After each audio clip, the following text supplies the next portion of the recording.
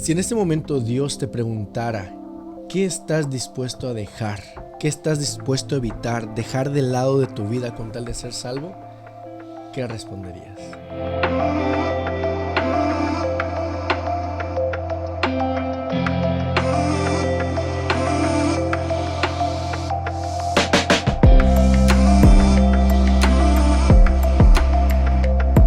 Hola, ¿qué tal? Bienvenidos un capítulo más a nuestra comunidad en estudio. El día de hoy estoy aquí con Pastor Cristian, con Dani. Estamos aquí felices. ¿Cómo están ustedes? Muy bien, gracias a Dios, disfrutando de este lindo clima que tenemos este día por lo menos, ¿no? Ya pasó un poco el frío, ¿no? La verdad no creo que vuelva. Esperemos que no vuelva, Sí. porque la verdad sí se medio siente extraño de que está el sol calientito, luego viene el frío, el airecito frío, bueno. Al menos Esto es lo máximo de frío de acá del valle, tampoco es que estamos... Pero mucha gente resfriada ya como que le afecta no el todos frío, andan ¿no? con chamarra. Yo sí le saco el frío, la verdad, sí, no. Sí. Si hay algo en lo que no me gusta es el frío.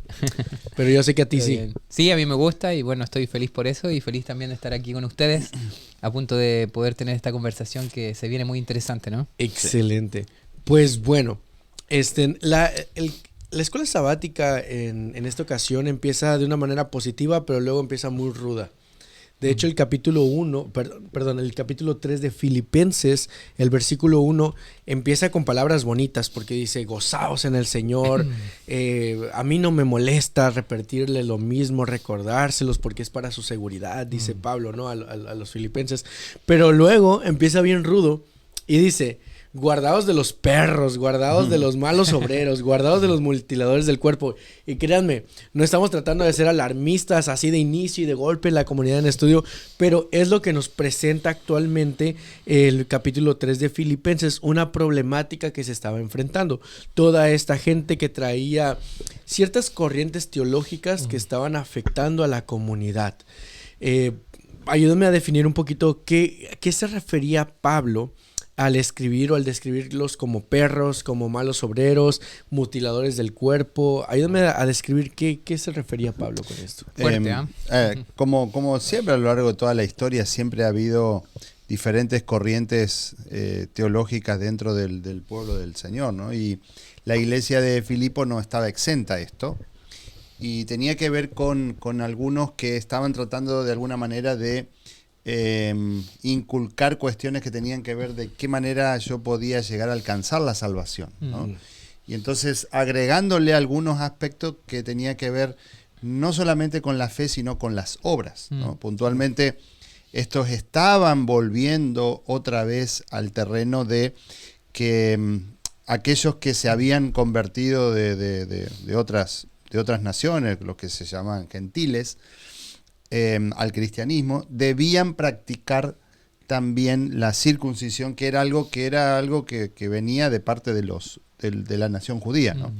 Entonces, estos perros, estos malos obreros, los mutiladores del cuerpo, lo menciona de tres maneras diferentes, tenían que ver con esto, ¿no? Con algunos que estaban inculcando y diciendo, no, para alcanzar la salvación, aquellos que son gentiles tienen que pasar por la experiencia de la circuncisión, si no, no pueden ser salvos, Claro. ¿no? Y entonces Pablo lo que trata de decir aquí es que aquellas cosas que nosotros creemos que podemos llegar a hacer para nuestra salvación no tienen ningún sentido, y ese es el peso máximo que él le da. Y él lo dice esto desde la perspectiva de alguien que era plenamente judío, porque él había sido circuncidado y circuncidado al octavo día, como era la práctica, ¿no? O sea, él era judío de nacimiento, ¿no? Nadie le podía venir a cuestionar a él.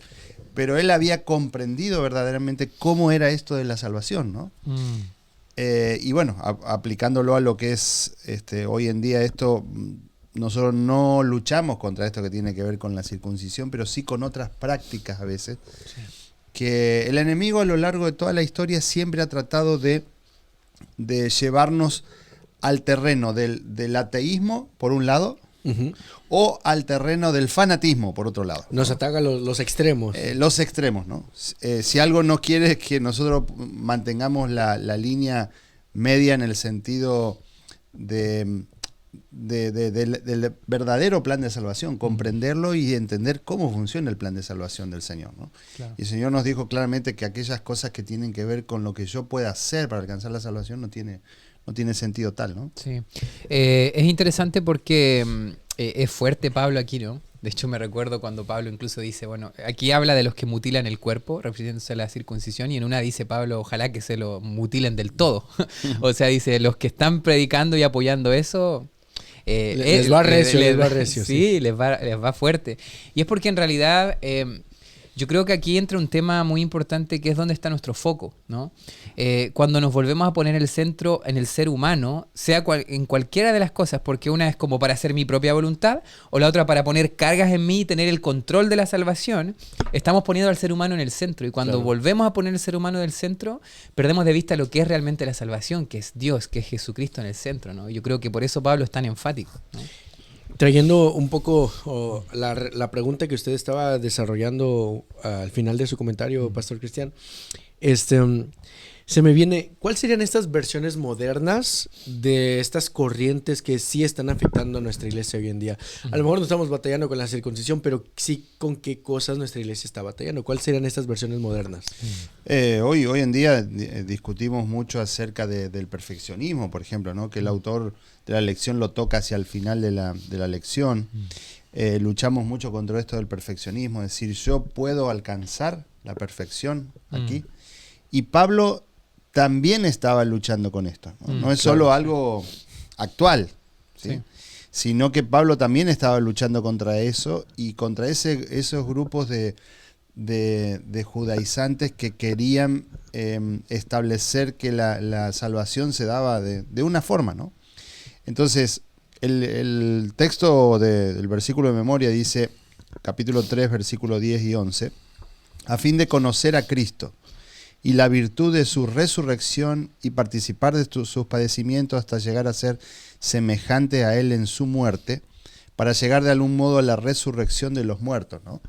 Cuando pensamos en esto acá, Pablo, bien detallado, nos va dando a conocer cuáles son los pasos que nosotros tenemos que seguir. Conocer a Cristo en primer lugar.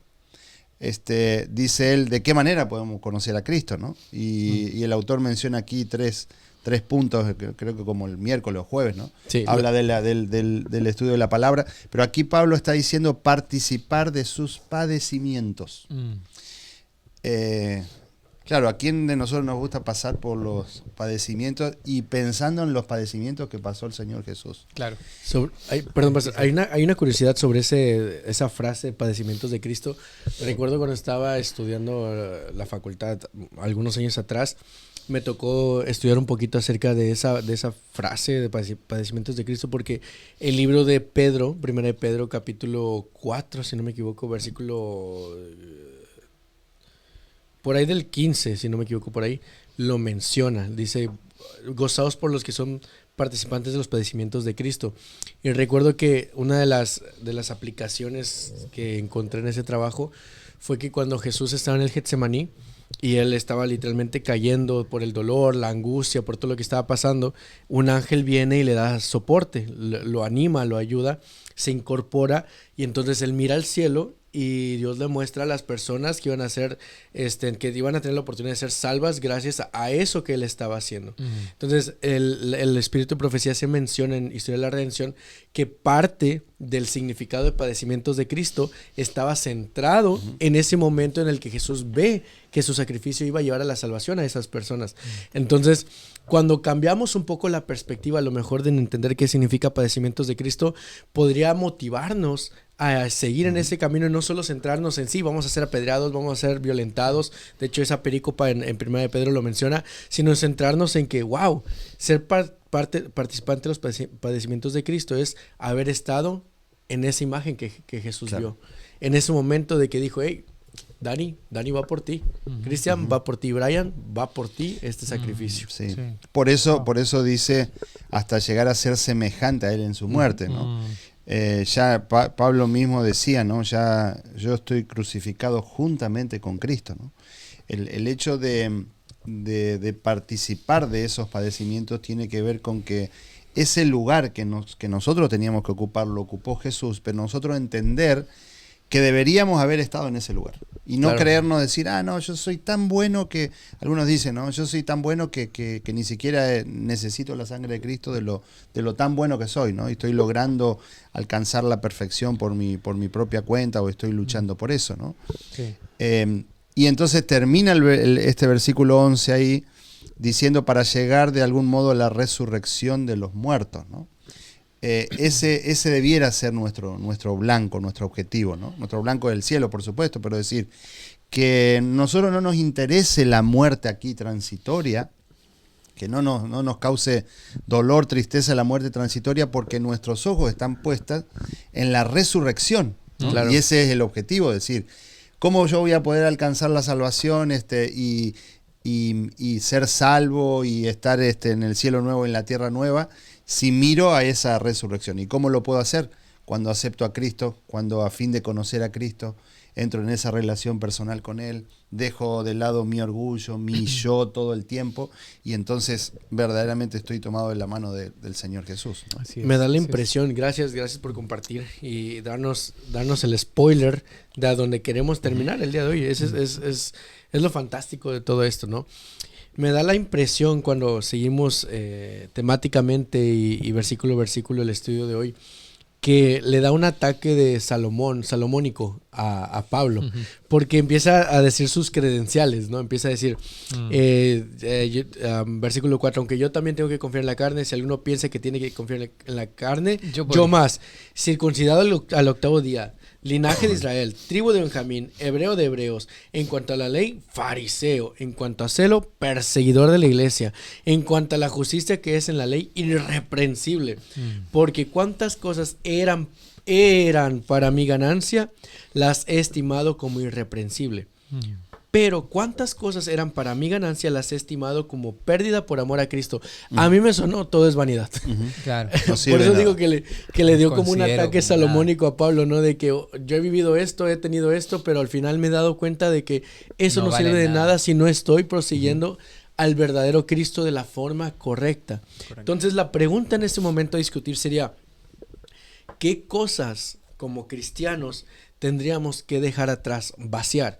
Si fuera nuestra vida un vaso y está llena de estas cosas que están estorbando nuestro sentir y nuestro vivir, ¿qué tendríamos que sacar para que entonces lo podamos llenar de lo importante, que es lo que venía platicando usted hace ratito? Entonces, ¿qué tendríamos que dejar atrás? Quitar, erradicar. Mira, yo creo que todo lo que miramos en nuestra vida y nos causa una sombra, un sesgo de orgullo, creo que tendríamos que repensarlo y considerarlo como estorbo incluso.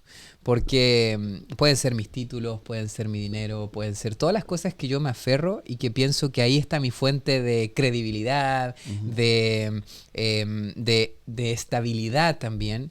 Creo yo que cuando miro mi vida y digo, bueno, o mis talentos, mis dones, ¿no? Yo creo que si me apego a eso y lo hago parte de quien soy, más que Cristo, ya creo que Pablo es lo que nos anima a considerarlo como pérdida, ¿no?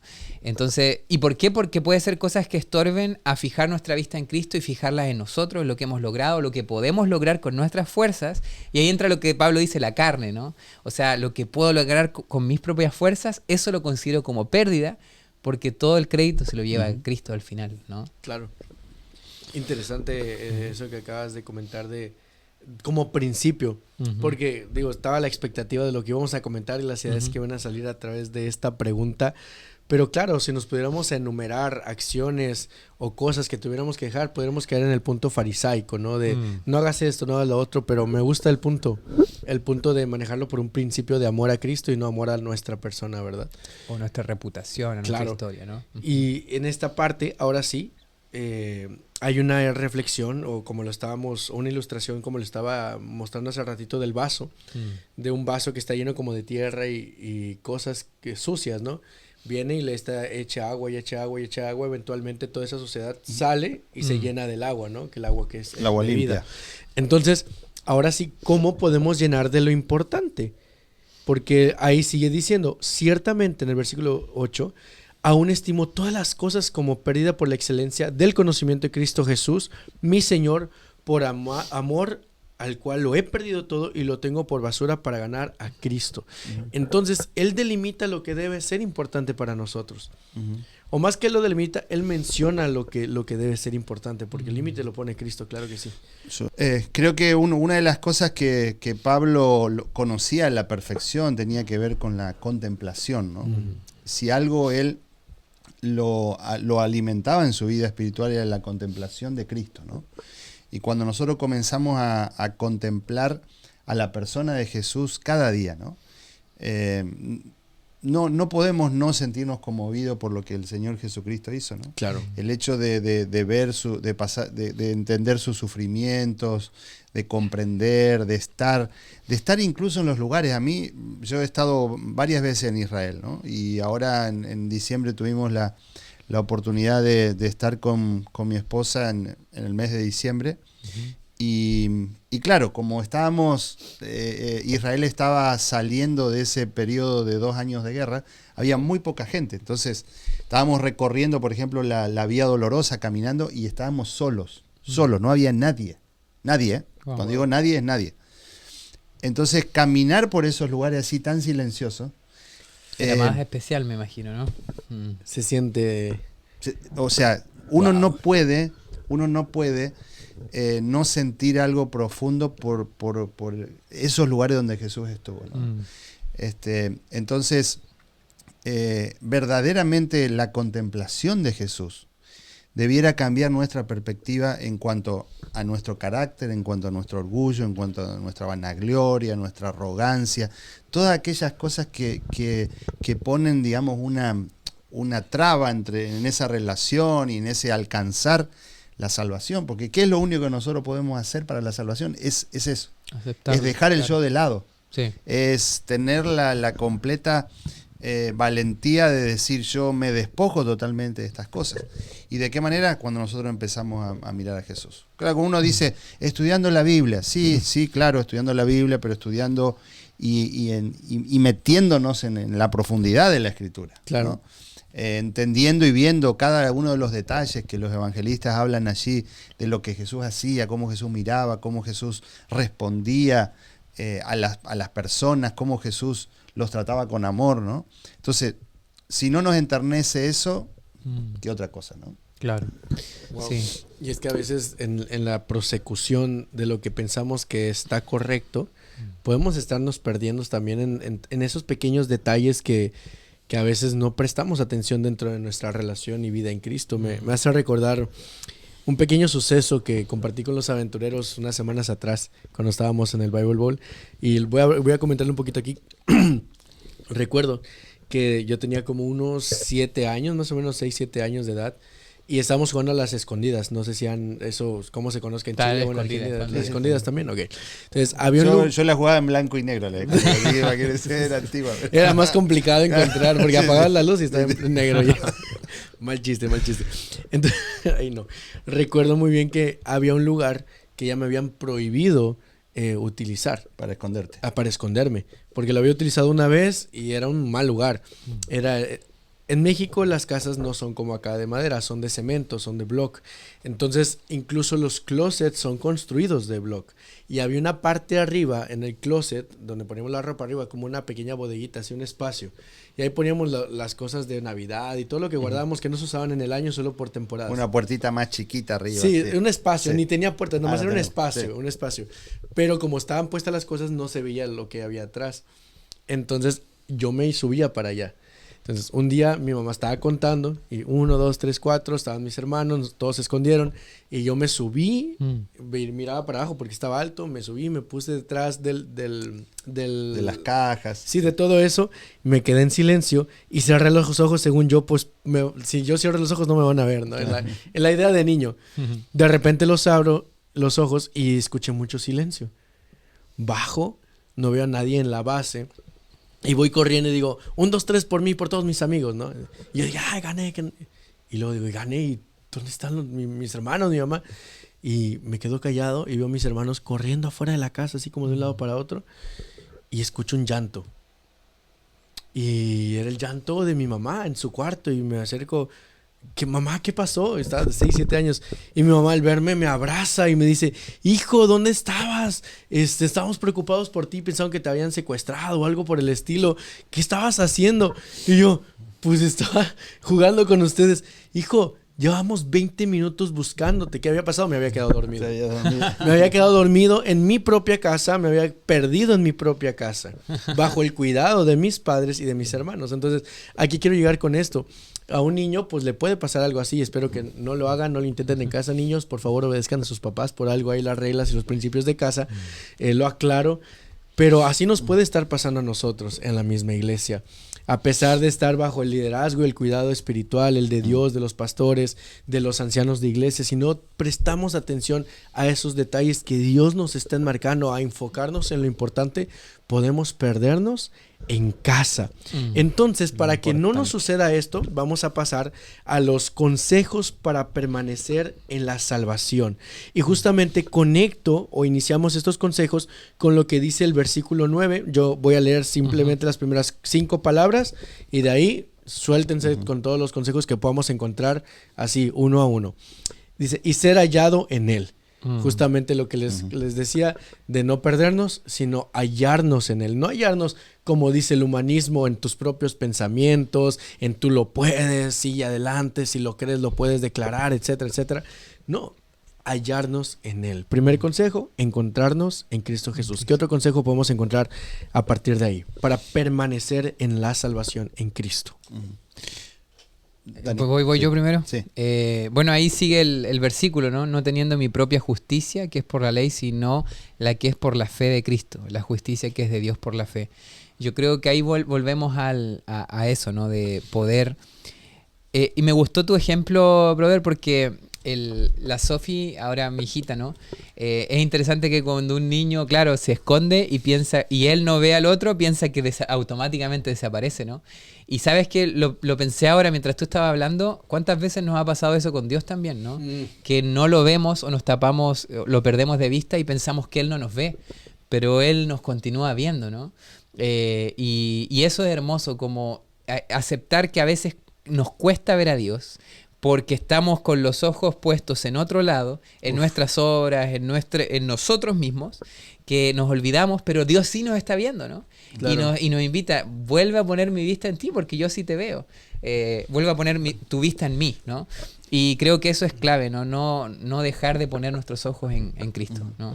Este es un error que Satanás ha tratado de inculcar o meternos en la humanidad, ¿no? Que es la trascendencia total de Dios. Nosotros sabemos que Dios es un Dios trascendente, que significa que no necesita absolutamente de nada para existir, ni para vivir, ni para actuar. Y entonces nos ha hecho creer de que Dios está allá lejos, está lejos de nosotros, y que, como tú decías, Dani, nosotros nos podemos esconder de Dios cuando estamos en una situación de pecado. Suele pasar eso, ¿no? Suele pasar entre los miembros de iglesia que cuando están pasando por una experiencia de pecado, ¿sí? Los seres humanos dejamos de venir a la iglesia. Por ahí el pastor te contacta o algo, no le contestamos al pastor y pareciera como que estamos enojados contra el pastor, ¿no? No pasa eso acá en la iglesia Central de Valle, ¿no? Otros lugares. En otros lugares. Pero y eso fue lo que pasó con Adán y Eva. Claro. O sea, ellos se escondieron de Dios. Y Dios sale a buscarlo como diciendo, o sea, ¿qué están haciendo, no? Y es como cuando nosotros jugábamos a la escondida y se nos veía la mitad del cuerpo, y como ustedes decían, ¿no? Y entonces Dios en su infinito amor y misericordia, que es un Dios trascendente, pero Amén. También es inmanente, el hecho de que también se relaciona con nosotros diariamente y también está entre nosotros, ¿no? Esa es la dualidad que Dios tiene en este sentido, ¿no? Pero Satanás nos ha hecho creer que sí, no, tú te puedes esconder de Dios, total, Dios está allá lejos, Dios está mirando, Dios está señalándote, simplemente. Entonces Pablo entendía esta relación de Dios, que tiene que ver con el conocimiento, porque Dios nos conoce, ahora tiene que ver con el conocimiento nuestro hacia Dios. Dios nos conoce, Dios sabe por lo que yo estoy pasando, Dios sabe las necesidades que yo tengo, Dios conoce lo más profundo de mi corazón. Correcto. Pero entonces ahora es a la inversa, es decir, cómo yo hago para conocer a Dios. ¿De qué manera yo puedo conocer a Dios? Sí. ¿De qué manera yo puedo, a fin de conocerle, decía el versículo 10, ser hallado en Él, decía el versículo 9, fíjense, ¿no? Sí. Llegar a la resurrección, no que lo haya alcanzado ya. Fíjense, todo tiene que ver con esto, tiene que ver con un acercamiento. Prosigo a la meta, dice el versículo 14. De qué manera nosotros podemos sentir esto mismo, dice el versículo 15. Todo tiene que ver con de qué manera ahora yo puedo venir y llegar hasta el Señor, ¿no? Claro. Y que es algo que aún el mismo Señor coloca en nosotros. Fíjense qué extraño esto, ¿no? Porque a veces nosotros decimos, bueno, yo voy a ir al Señor, yo me voy a acercar. No, el mismo Señor coloca en nosotros el deseo de llegar a Él. Correcto, así es. El querer como el hacer, ¿no? Sí. Por su Como buena decir. voluntad. Wow. ¿Qué otro consejo podemos encontrar allí? Bueno, no sé si traías uno ahorita, Dani, o... Sí, o sea, más que nada me llama la atención esto, ¿no? Que todo el tema de, que lo vimos al principio, quizás retrocedo un poco, esto de regocijarnos en Cristo, ¿no? Que nuestra fuente de gozo no está en las circunstancias o esto de que tú decías, ¿no? De conocerlo intencionalmente. Sí, a veces es una vida llena de dolor, de sufrimiento, pero es un gozo incomparable, es como una paradoja, ¿no? ¿Cómo Pablo podía estar...? Porque a veces tenemos una visión extraña del cristianismo, ¿no? Como que es como una transacción, prácticamente.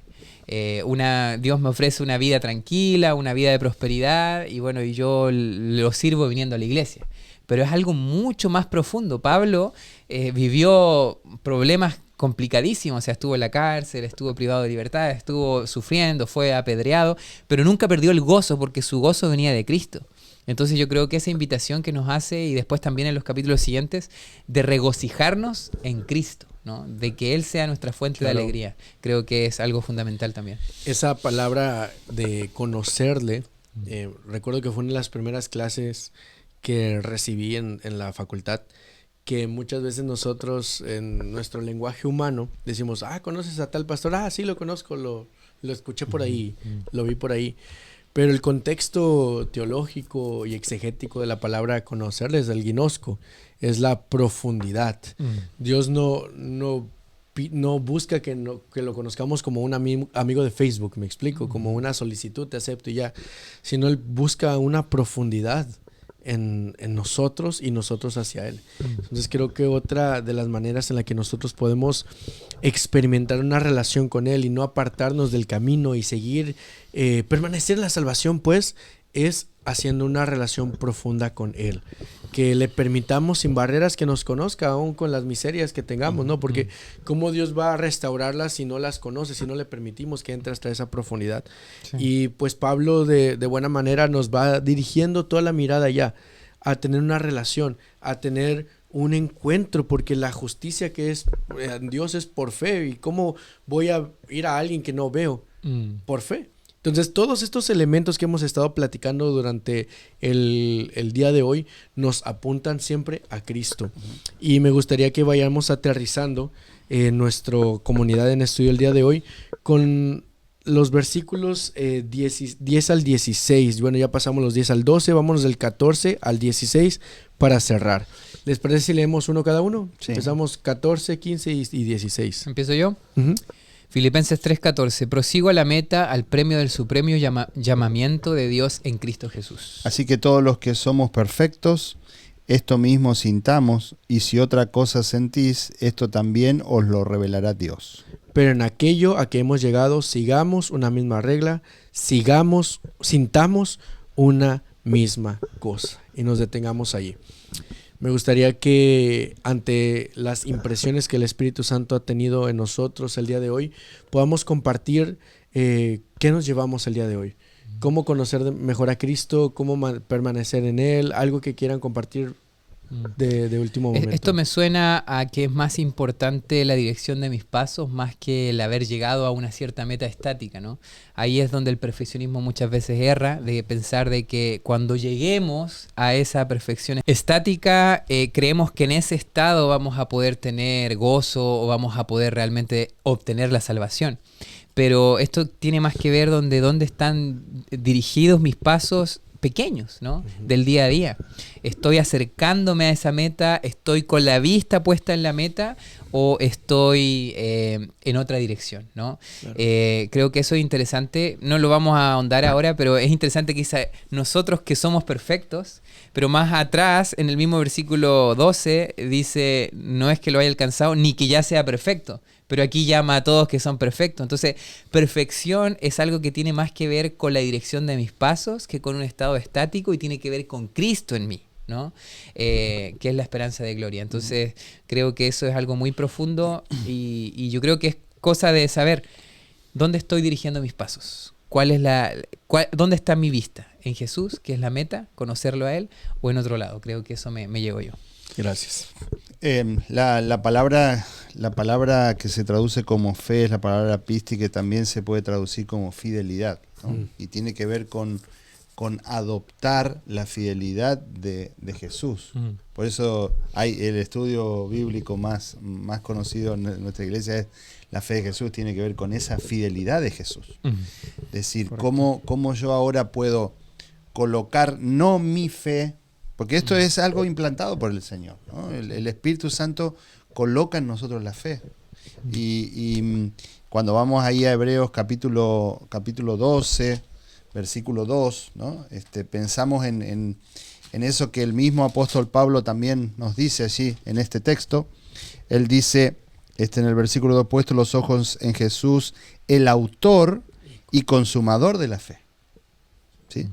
¿Quién es el autor y consumador de la fe? Esto no podríamos decir, ¿quién inventó la fe? No, ¿quién coloca la fe y consume la fe en nosotros? En ti, Dani, en mí, en ti, Brian, ¿no?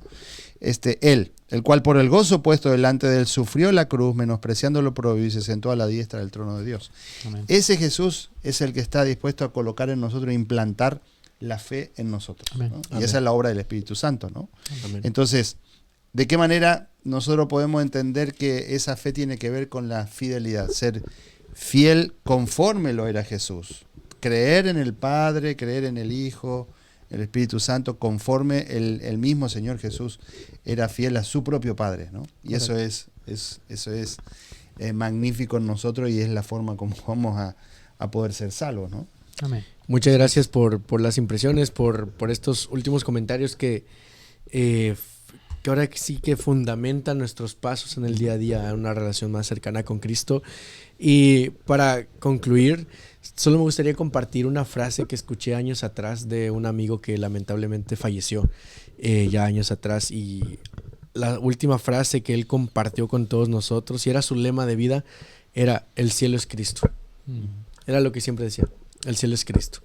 Y espero de todo corazón que tanto nosotros que estamos aquí compartiendo la enseñanza, y todos los que nos están sintonizando, estemos claros en nuestro pensamiento, en nuestro propósito de vida, y que Dios quiere lo mejor para nosotros. Y si viene alguna prueba, si viene alguna cuestión que pueda hacernos tambalear, el temblor que menciona ahí, podamos reconocer que eso lo permite Dios por nuestro bien, y que ningún título, ahora sí que inmobiliario en esta tierra, un título de autoridad o lo que sea, pueda enceguecernos de conocer al verdadero Cristo, porque el cielo es Cristo. Amén. Que Dios te bendiga mucho. Gracias por acompañarnos. Gracias, Cristian. Gracias, Dani. Gracias, Brian. Y gracias a ustedes por permitirnos entrar a sus pantallas. Un abrazo. Chao. Bendiciones. Bye, bye.